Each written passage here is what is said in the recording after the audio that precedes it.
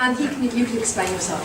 Hi, well, I'm Pete Smith. I'm in my 4th year of teaching now. I'm an English and media teacher. I was looking at engaging lower attending secondary school boys with reading. It's a real issue. I love reading, but I try and be a positive role model with that. You know, a lot of students either can't access or they just won't. There's a real resistance to it, and that does prevent a lot of opportunities, as we've already heard in previous talks. It does make you smarter. Stanovich, Sullivan and Brown, there's so much evidence out, so I won't spend ages looking through that. And it is cross-curricular, it's not just English. We want to try and get out of that mindset that sciences, mathematics, it helps with all of those things. There's a real relationship between reading motivation and actual skills. And the DFE in 2015 talked about being a 9-month reading gap between boys and girls. It's a real issue for boys. So I wanted to look at the weakest readers, you've got weak skills and negative attitudes, the two sort of combined. And I had a set for which we tried to change this with. So my school context, it's a single-sex state school. It is boys, average size, below average pupil premium set. It's weighted good in all areas by Ofsted. This was just recently in 2017. It is in the top 25% of boys' schools in the country in terms of results. We have 6 English lessons a fortnight. That tends to be 3 a week, which I know is a little less than some places have. It's a very affluent middle class area. They're like 3rd in the country, lowest for crime. So it's not just a working class problem that we're looking at here. My class itself was in set 4. That's the lowest attaining set of 4 sets. There were 17 students in there, which in our school is quite large for a set 4. 3 left the school during the academic years. There was a lot of turbulence in that group.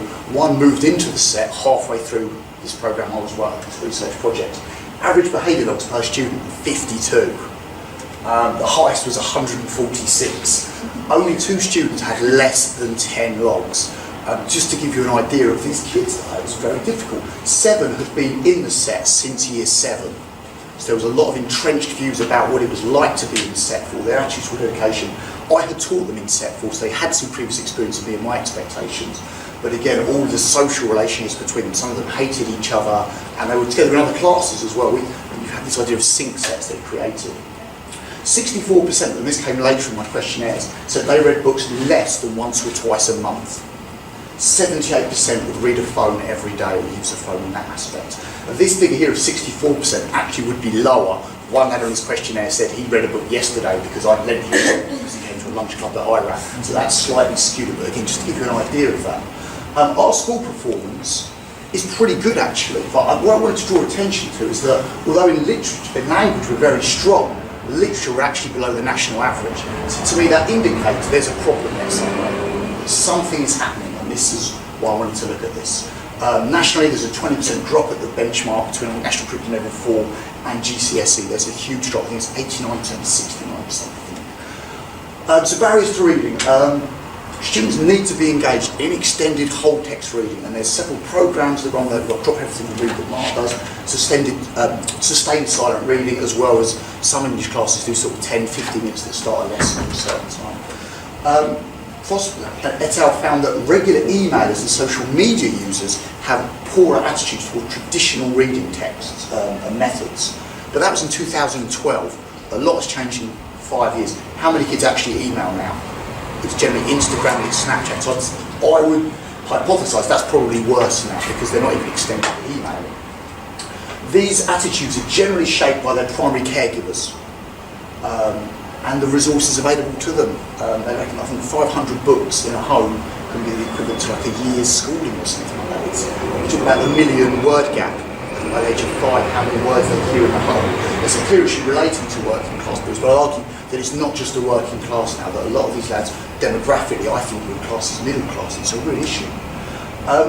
This idea of a scholarly culture, which I'll look at in the next slide, that actually this idea of reading, is it seen of value and incidental learning that I did earlier, interviews with teachers, which are actually, maybe we're not teaching explicitly the skills needed to actually read, especially in secondary school. It's all analysis.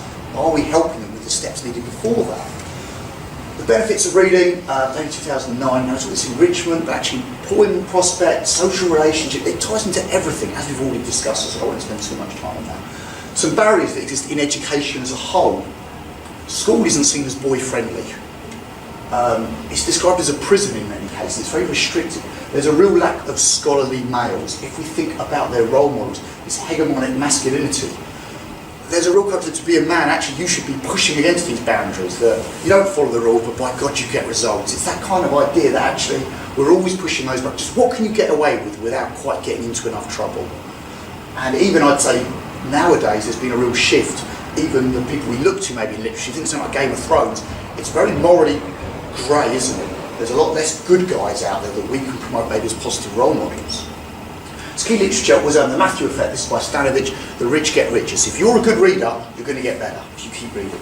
If you're not, chances are you're going to go downhill.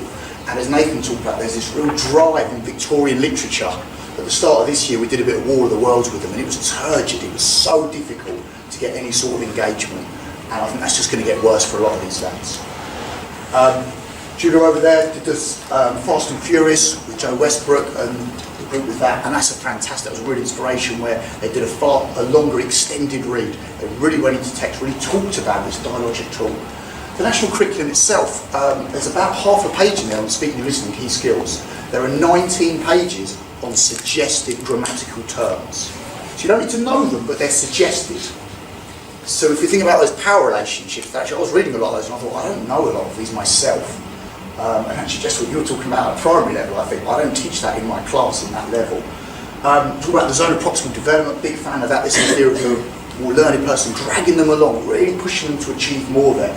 And to Robin Alexander, all the dialogic talking, that really helps to crystallise things. You think when you watch a film, read a book, you want to talk with someone about it. You don't want to sit and write a review straight away. Actually, it really strengthens all of those bonds. So I was looking at how a class novel is currently taught.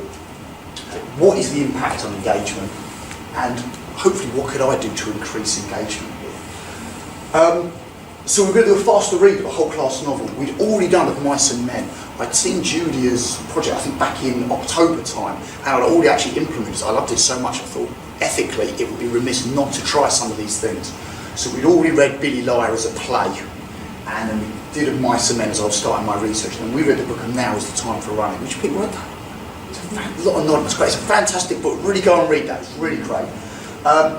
And I wanted to teach students explicit reading skills, actually what to do when you get stuck, not just inference, but actually all these other skills that go with it. So explicit teaching as well as group talk. So this was a lower attaining set, had a lot of issues with personal relationships. So we came up, they created this as well. These were rules that they came up with, some reading rules about how they were going to act in a group. And again, these key skills like predicting, actually what you do, can we make sense of what, are aliens really going to come down? Probably not. Let's try and make these realistic and useful predictions. So I was an insider, I'm a constructivist, I'm an interpretivist, I'm an English and Media Studies teacher, so I'm all about the treachery of images, I'm all about sub-meanings and analysis and the idea that things could be different. So I'm in my fourth year. I joined the schools then QT up in this whole time. So I was hoping for a bit of triangulation here. I had a research journal, I did interviews with them before we did Now Is the Time for Running and afterwards, and we did questionnaires with them at both stages as well. So I won't spend loads of time. The idea was they were semi-structured, be more authentic, so we could go off on little tangents, hopefully co-constructed. It was really getting their involvement in it. It was confidential, so we changed all the names. We did it in the classroom, so it was quite naturalistic, but there was a lack of experience. They weren't used to being asked their opinions on things, going back to student voice. But I think they did a pretty good job, actually. And I had to consider my own position and that power relationship, and also possibly what they expected me to want from that, and were they just telling me? I negated that. I'd say the first question I was asked in the first interview was, can we swear in this interview? So I think that showed that actually they were fairly comfortable with it. There is the idea of the trustworthiness of the data and the questionnaires, that hopefully the whole class views, not just the interviews, but it did depend on the quality of the questions, which I'm hoping I achieved. There was a mixture of open and closed questions, starting off with very short closed questions, just to build that confidence for them, to make them feel straight away that they were contributing. So if you have a little look at this was the reconnaissance beforehand. How much did you enjoy Of Mice and Men? And when I talk to my department, they're very positive about this book. And I love this book. But maybe think about your own experiences at school as well, actually. Maybe you studied the book. What did you think of it? It was overwhelmingly negative. They graded it out of 10. Most of them rated it 4 to 6, which is kind of, 6 was a bit. So they rated it lower than that. Nobody rated it 10. 3 of them 7 to 9. And the rest, actually, a lot of them said 1 to 3. They didn't actually know. My initial reaction was they did enjoy it, because a couple of them came up and said, the ending was great.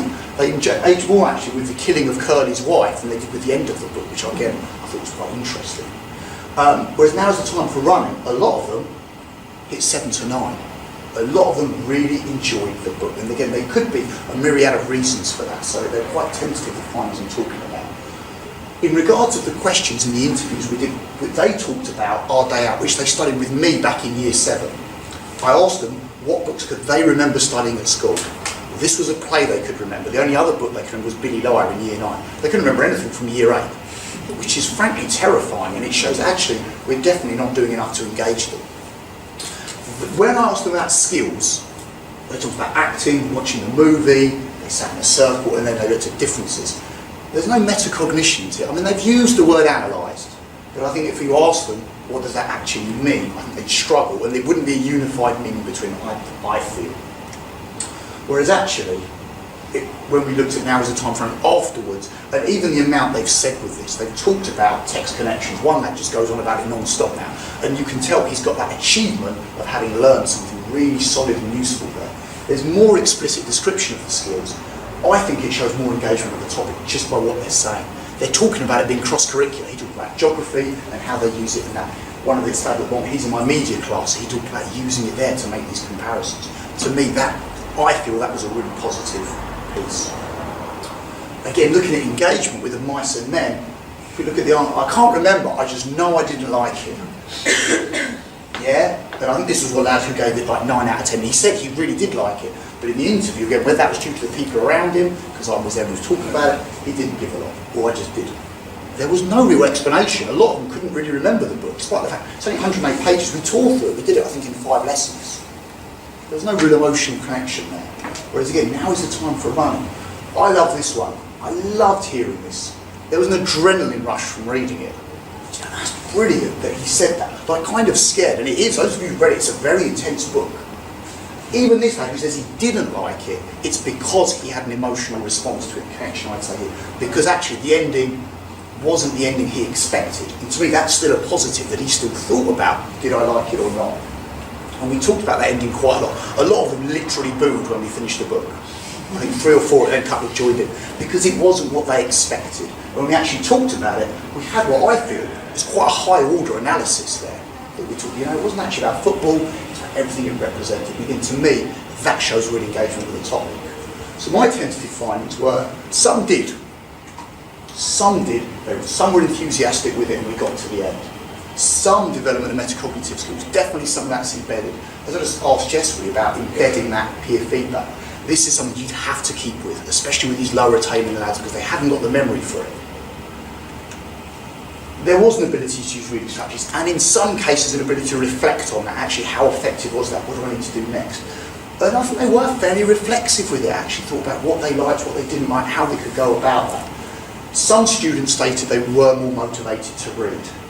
Some were still resistant to the learning. I'm not going to lie and say, this was a huge success. Some lads didn't improve at all, but I'd argue it was more to do with extrinsic factors in the school.